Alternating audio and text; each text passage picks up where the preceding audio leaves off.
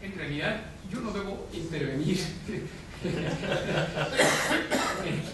en esta oportunidad, en esta ocasión, porque es un día fundamental para los dos traductores que han realizado este trabajo y deben hablar de los retos, ¿no?, que enfrentaron y a la hora de sentarse, de realizar este gran trabajo. Bueno, entonces, permítanme decir dos cositas sobre la importancia de la traducción misma y del trabajo, y luego entro, si hay tiempo, sobre la importancia de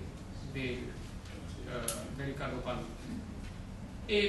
Yo he estado más o menos vinculado a los 8 o 9 meses del intenso trabajo que realizaron estos dos señores en Calcuta, pero ¿cuál es el verdadero sentido de ese libro?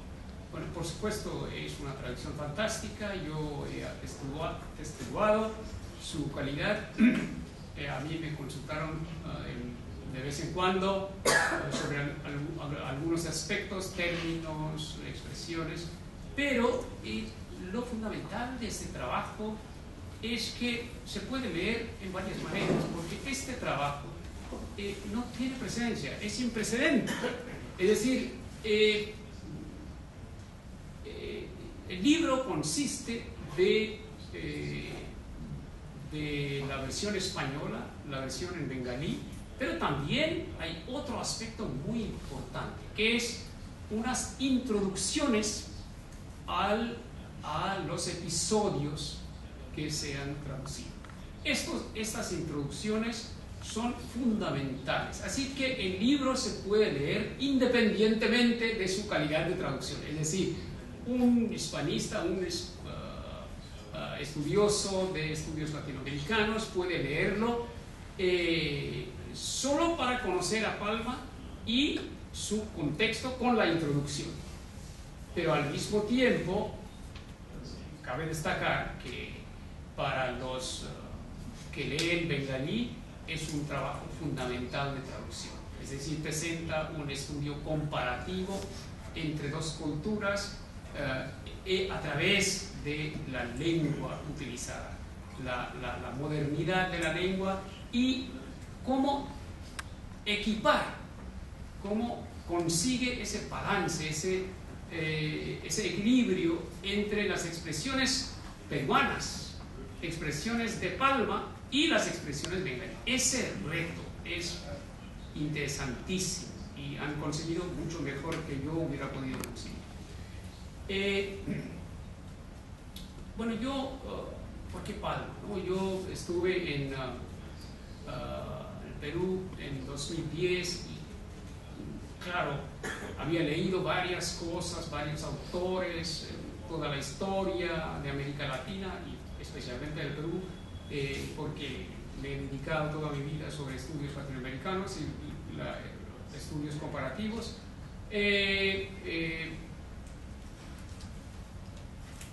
A mi modo de ver, yo buscaba en el Perú moderno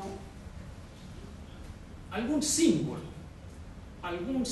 del alma peruana.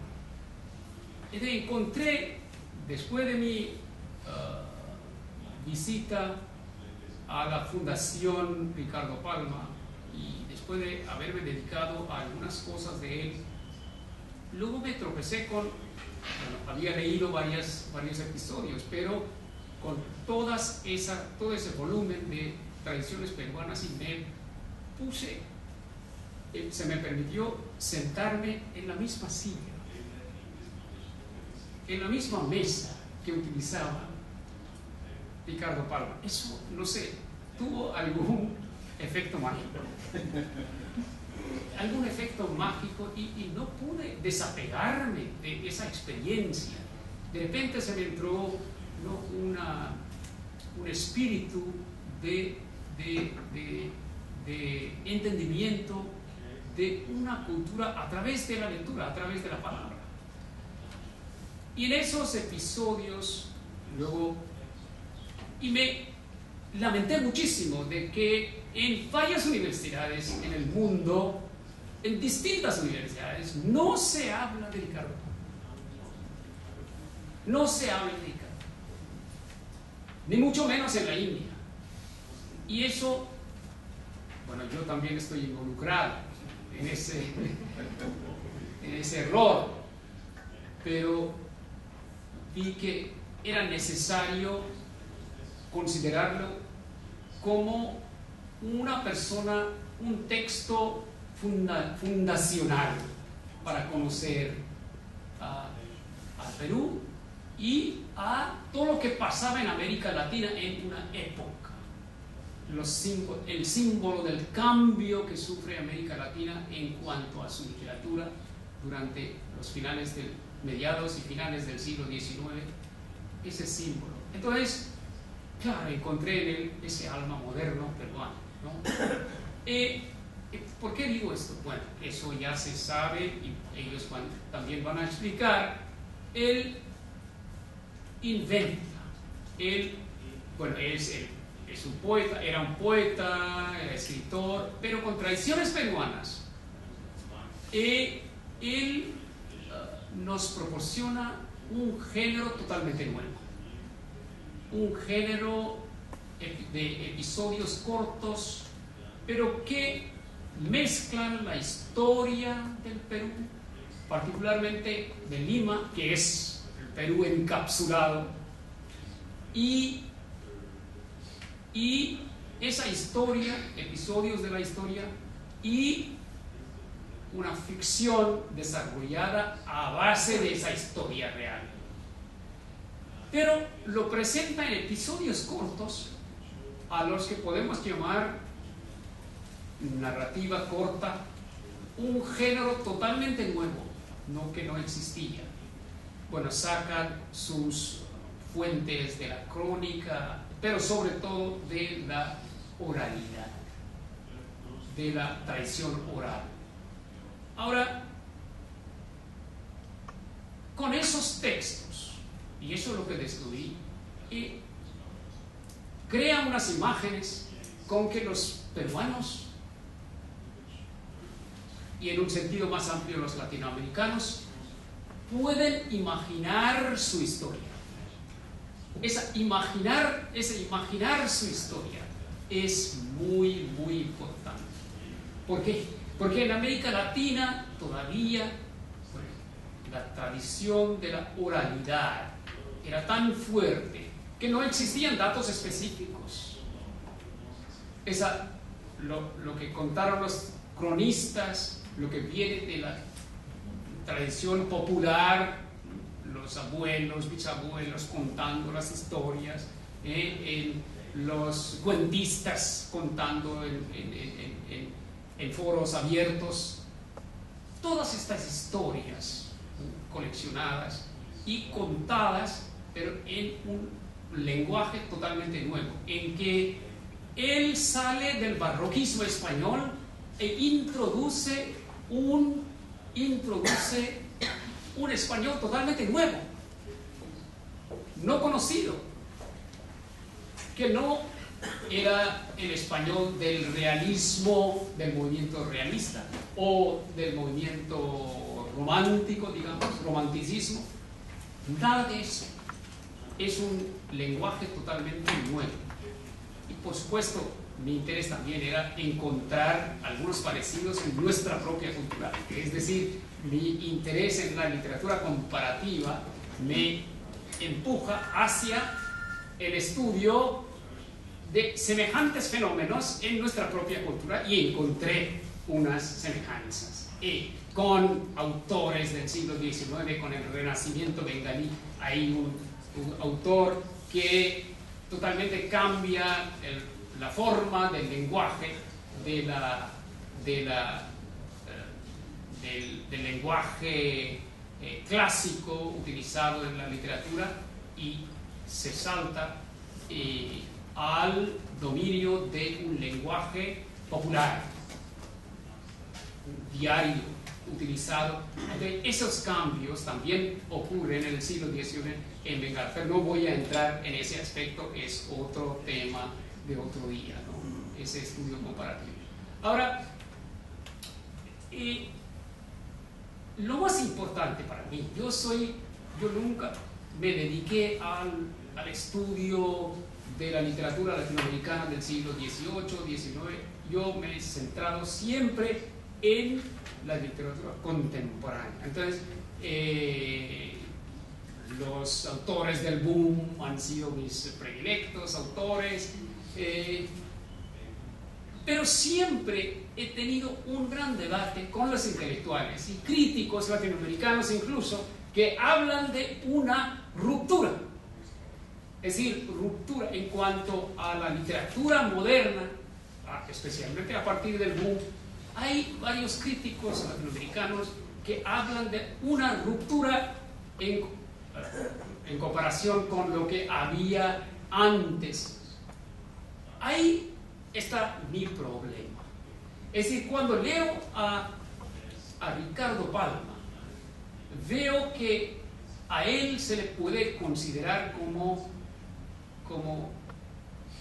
el Cervantes de la novela moderna. Es decir, algunas características de lo que encuentro en, por ejemplo, García Márquez, en Carlos Fuentes, en José Donoso, esa resolución de las dicotomías que existían antes, nacionalismo contra el universalismo, la realidad tal y como se veía antes y la cambiante definición de la realidad en la modernidad, otros niveles de realidad, el sueño, la subconsciencia. Ahora, esas dicotomías han sido resueltas a mi modo de ver, en la novela moderna, en la novela latinoamericana, a partir de, digamos, el boom. Pero todos los experimentos que lleva a cabo esa novela del boom se le ha llamado como el realismo mágico, lo real maravilloso. Esos rasgos están presentes, eso es lo que encontré. Esos rasgos están presentes de lleno en un autor como Ricardo Palma. Ahora, un ejemplo. Estudiando a García Márquez, por ejemplo, se ha hablado de varias cosas, toda la historia de América Latina como un lugar específico. Macondo se ha vuelto como Colombia, como América Latina, luego todo el universo, ¿no? El individualismo de esa novela refleja el progresivo individualismo mundial, universal, a partir del siglo XII en Europa, desarrollando en forma del Renacimiento, el individualismo en el Renacimiento, y posteriormente en Europa. Entonces, el progresivo desarrollo de ese individualismo también se encuentra de lleno en esa novela. Pero lo más sorprendente de esa semejanza, ¿no?, de que García Márquez crea, como ejemplo, García Márquez, pero también otros, Carpentier, por ejemplo, igual. Luego la poesía, Neruda. Ahora, estos autores crean una literatura en base a las tradiciones. Si se estudia bien a García Márquez, se verá, y en ese sentido, esos aspectos no han sido estudiados muy bien, se verá que García Márquez saca su cuento, toda su historia, el modo de narrar de la tradición de la música latinoamericana. Las composiciones musicales, por ejemplo, de Rafael, ¿cómo se llama? el gran compositor de los vallenatos, Rafael Scalinato. Ahora, ahí los pequeños episodios diarios de la vida alrededor en varias partes de Colombia, de América Latina, contadas a través de las canciones, composiciones musicales, pero en palabras sencillísimas, para que el pueblo entienda, Esa manera de contar, ese estilo de contar, es el eje central de la composición de García Márquez. Toda música donde se combina perfectamente ¿cómo es el término de la música india? Guajira. Bueno, esa fuente india de la música. Gharana. Luego se me ocurrirá la palabra. ¿Gharana? No, la fuente india, ahí, ¿no? En América Latina, Huacachera o algo así, bueno, no me acuerdo. Y luego el tambor africano y el acordeón europeo. Esos tres instrumentos se combinan perfectamente en las composiciones que cuenta la historia pequeña del pueblo, los episodios pequeños del pueblo. Esa es la manera de contar. Y García Márquez se enriquece de esa fuente. A García Márquez no se le puede imaginar su estilo, ese sentido de ironía que introduce, el humor que introduce en toda su escritura. Pero ahí está lo que descubro. Todo está ahí en Ricardo Palma. Ricardo Palma nos proporciona unos episodios a los que él los llama novela, pero la novela homeopática, corta, pequeña, ¿no? Esa novela homeopática nos da esa tradición de contar la historia a través de las composiciones sabidas ya, contadas oralmente a través de los tiempos, conocidos por abuelos, bisabuelos, etcétera, etcétera. Y nos presenta en una manera totalmente nueva.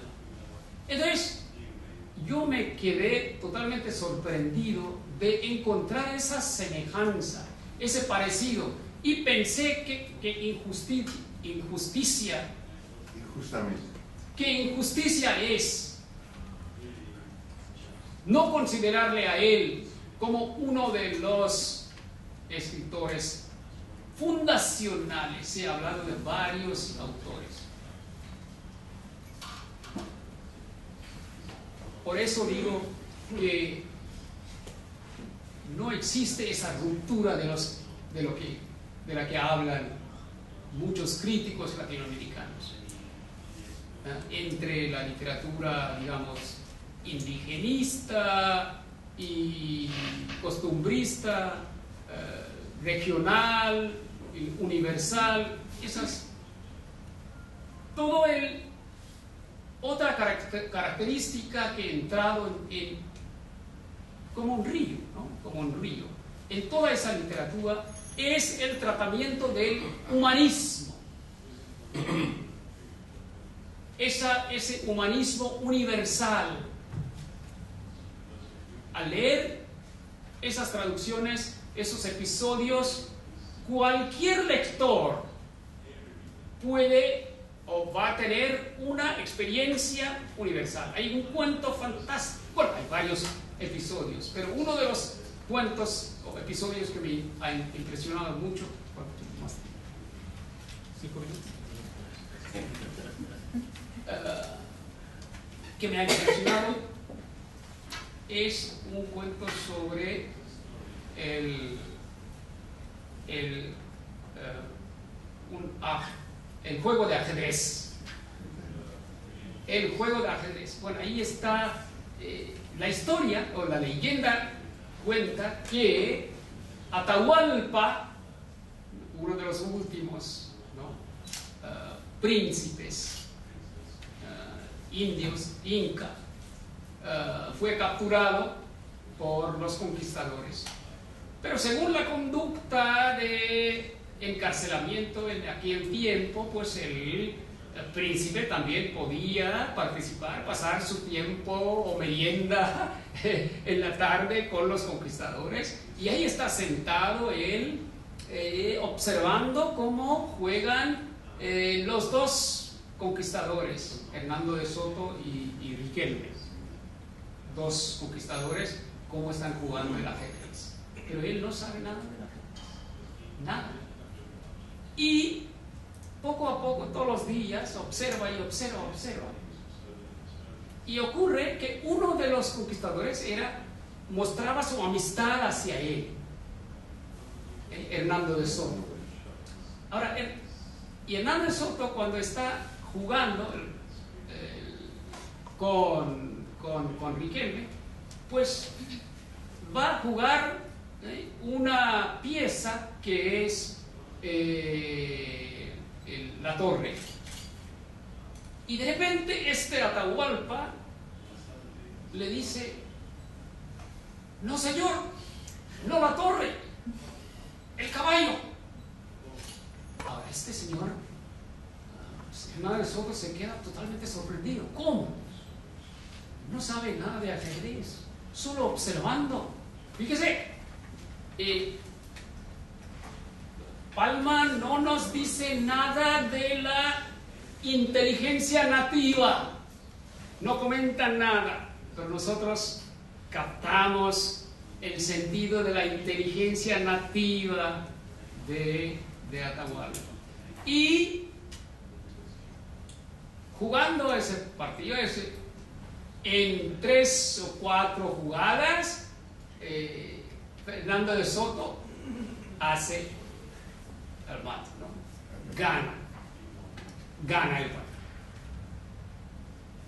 Y después comenta Ricardo Palma que pues después de 2 o 3 meses, cuando se sentaron, el comité, ¿no?, para juzgar qué es lo que se iba a hacer con Atahualpa, se pasó la condena, se aprobó la condena de muerte, la hoguera, a este señor, porque principalmente lo quiso Riquelme,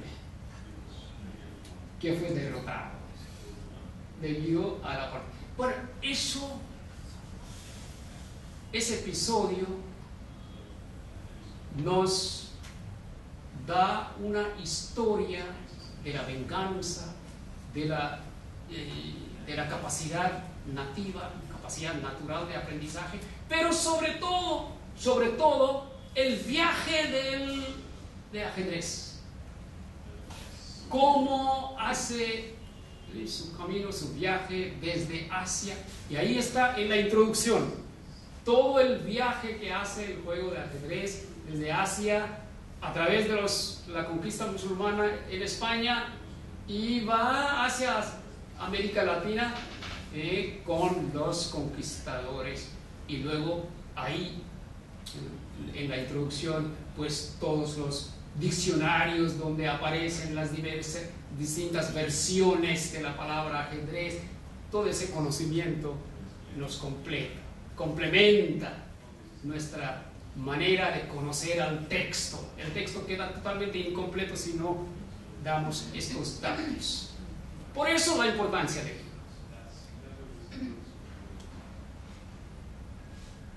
Yo podría continuar con esas reflexiones que tengo, no sé, miles. No quería alargar mucho.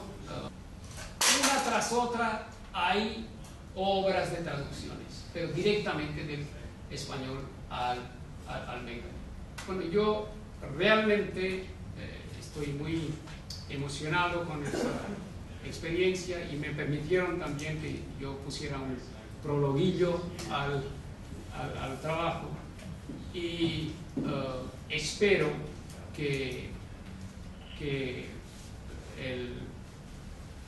los protagonistas del hispanismo aquí en Delhi, incluso los embajadores, apoyarían este tipo de trabajo, no solo en bengalí, sino en otros idiomas, pero que promocionarían, darían un empuje por su cuenta, haciendo unos grandes esfuerzos una vez. Y esa es una historia que cuento aparte, ¿no? Son cosas muy discretas, pero ya me he jubilado, así que puedo compartir. Una vez, hace como 20 años, dije a un embajador en un cóctel, ¿no? Señor embajador, fantástico, qué ambiente, pero sabe usted que si usted suprimiera un cóctel, eso sería suficiente para generar dinero para 2 libros. Él se puso un poco no nervioso, sino que no dio una respuesta muy directa. No, claro que un cóctel también es necesario para la vida diplomática, por supuesto, por supuesto. Yo solo comenté de una manera, ¿no? Bromeando.